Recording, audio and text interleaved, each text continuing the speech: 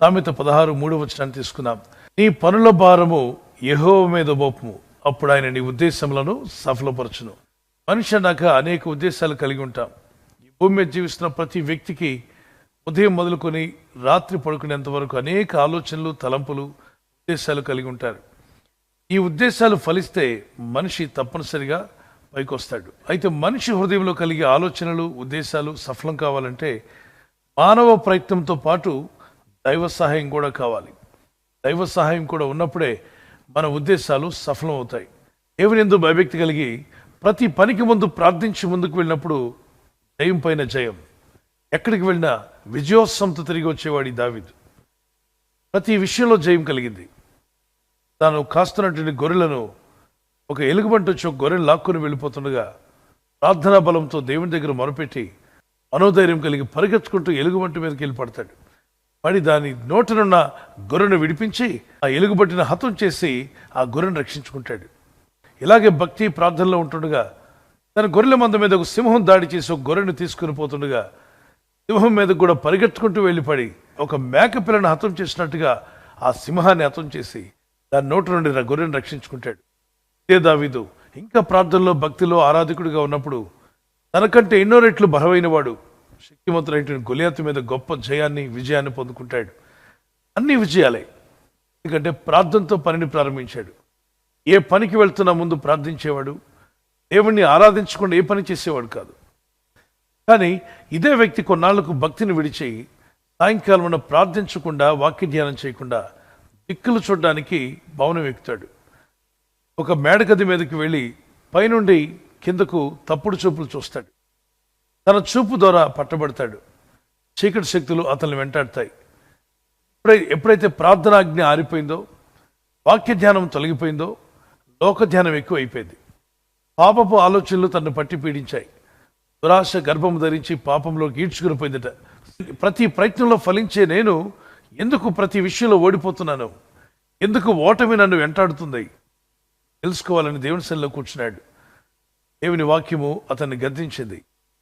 నువ్వు ఒకప్పుడు ప్రార్థనలో ఉండేవాడివి. వాక్యం ధ్యానించకుండా, ప్రార్థించకుండా ఏ పని చేసేవాడు కాదు.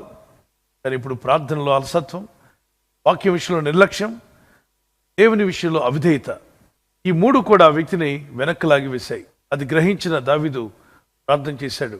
ప్రభువా, నా యందు శుద్ధ హృదయం కలుగుచేయి, నాకు నూతన మనసు దయచేయి. మరలా నేను చేసే ప్రతి పని కూడా సఫలం అవునట్లు నాకు జయం కావాలి, నీ సహాయం కావాలి. నా సాయశక్తులనే ప్రయత్నించినా ఓడిపోతున్నాను. నీ సహాయం ఉంటే నేను జయిస్తాను. దయచేసి మీ సహాయం నాకు కావాలి. నీ కృపను మరలా నాకు దయచేయి. దయచేసి నాలో పాపాలు తీసివేయండి. నన్ను పరిశుద్ధపరచండి. హిస్సోపుతో నన్ను కడిగి పవిత్రునిగా చేయండి. నీ కృపలో నన్ను బలపరచు అంటూ ప్రార్థన చేసి ఆ తర్వాత ప్రయత్నాలు చేయగా మళ్ళా దేవుడు అతనికి సాయం చేయడం ప్రారంభించాడు. ప్రార్థన చేయకుండా పనికి వెళ్ళొద్దు. బైబిల్ చదవకుండా బయటికి వెళ్ళొద్దు. ఇది ఒక చిన్న నియమంగా పెట్టుకోండి. ప్రతిరోజు బైబిల్ చదువుట్లో, ప్రార్థించడంలో ఆసక్తి కలిగి ఉండండి. మన పనుల భారం దేవుని మీద మోపుదాం. ప్రార్థిస్తున్నా కూడా కొన్నిసార్లు విఫలం అవుతున్నారా? ఏదైనా రహస్య పాపం అంటూ ఒప్పుకొని విడిచిపెట్టండి. దేవుని వాగ్దానాలు తీసుకుని ఇది నెరవేరుతుంది, అది నెరవేరుతుంది అని ముందు దేవుని వాక్యానికి విరుద్ధంగా ఏదైనా మన జీవితంలో ఉంటే దాన్ని తీసేసుకోవాల్సిన అవసరం మన మీదే ఉంది. ఆ విధంగా మనం ప్రార్థన చేస్తున్నప్పుడు తప్పక దేవుడు మీ పట్ల గొప్ప కార్యాలు జరిగించునుగాక. షల్ వి ప్రే. ప్రార్థన చేసుకుందాం. పరిశుద్ధమైన మా పరలోక తండ్రి, ఈ నామములో ప్రార్థిస్తున్న నీ ప్రియులందరినీ జ్ఞాపం చేసుకున్నాడు. పరలోకమందున తండ్రి, మీ వాక్యంలో మీరు సెలవించారు. ఆ పనుల భారం నీ మీద మోపినప్పుడు మా ఉద్దేశంలో సఫలపరుస్తానన్నారు.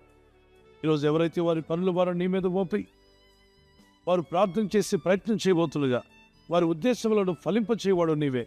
వారి కుటుంబ విషయంలో, వారి భవిష్యత్తు విషయంలో, అలాగే ఆర్థిక విషయాల్లో, వారి పిల్లల విషయంలో కూడా వారికున్న మంచి ఉద్దేశాలు ఈ నా మహిమార్థమై నెరవేర్చేవాడు, ఫలింపచేయవాడు నీవే తండ్రి. ఈ రాత్రి నెమ్మదితో పండుకొని సురక్షితంగా కాపాడబడినట్లుగా నీ అగ్ని కంచి వేసి మమ్మల్ని కాపాడండి. మీ చిత్తములో కొనసాగే కృప అందరికీ దయచేయమని యేసుక్రీస్తు ప్రశస్త నామములో వీరందరికీ చక్కని నిద్ర దయచేసి తెల్లవారు లేచి కృపను మాకిమ్మని క్రీస్తు నామములో అడిగి వేడుకుంటున్నామా పరలోకపు తండ్రి. ఆమేన్, ఆమేన్.